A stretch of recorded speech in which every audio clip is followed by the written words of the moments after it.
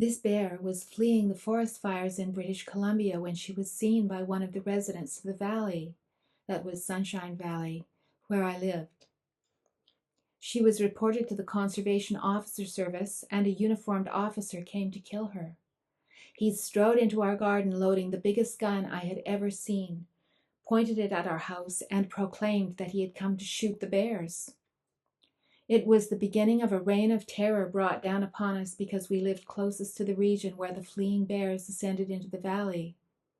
Whenever a bear was seen by the residents, they reported it to the conservation office, and all those conservation officers were anxious to kill them. The fact is that nearly all adult bears die from being shot. Only a few are killed by vehicles, and fewer die natural deaths. My husband and I tried to explain that the bears were driven out by forest fires and should be treated with respect and relocated if necessary. There is no reason to kill them when they are not dangerous. Black bears who come into communities expect no harm from people, and for this reason there has never been a black bear attack in a Canadian community. I know from personal experience that they are not aggressive when they are left in peace. They will flee when they see you. But no one paid any attention to anything I said. Instead, they all turned against me. As a wildlife artist, I had become aware year after year of how the government uses propaganda to actually manufacture fear of wild animals in the public.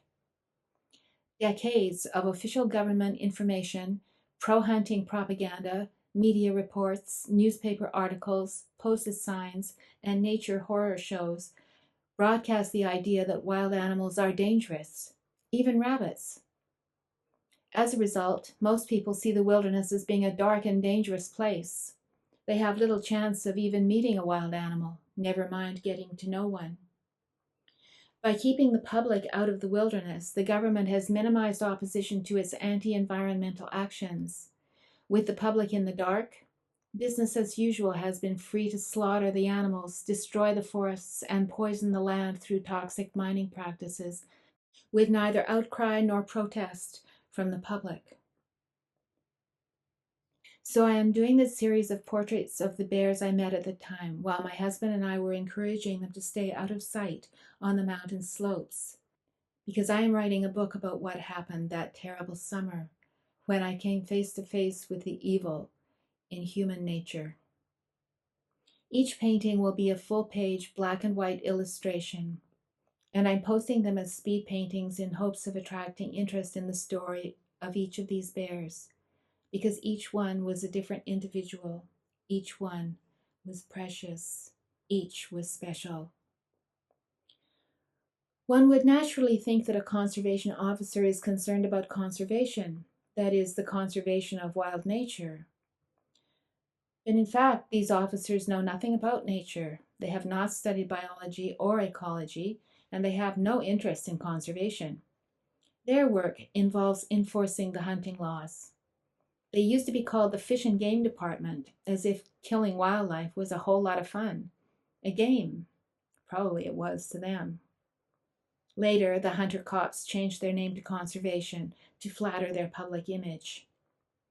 If you think about it, hunters call what they do a sport, but you never see their sporting slaughter on the sports channel. The public might be a lot less tolerant of their shameful behavior if it was displayed on television. That's why they keep it secret.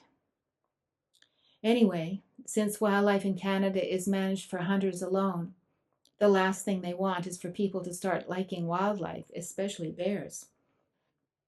For bear parts, including their paws, are very lucrative on the Chinese market.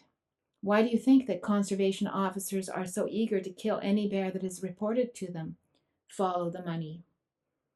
The parts of a dead bear can be sold for many hundreds of dollars each.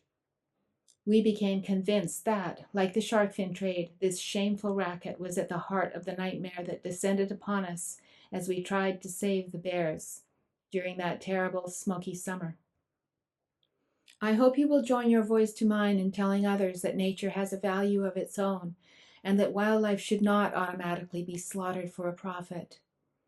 Beginning to live in harmony with nature is surely one of the basic directions for humanity to take to create for ourselves a sustainable future. Anyway, I hope you are enjoying my speed painting. I have several more to do, so please do subscribe and share. Thank you so much for watching. Bye for now.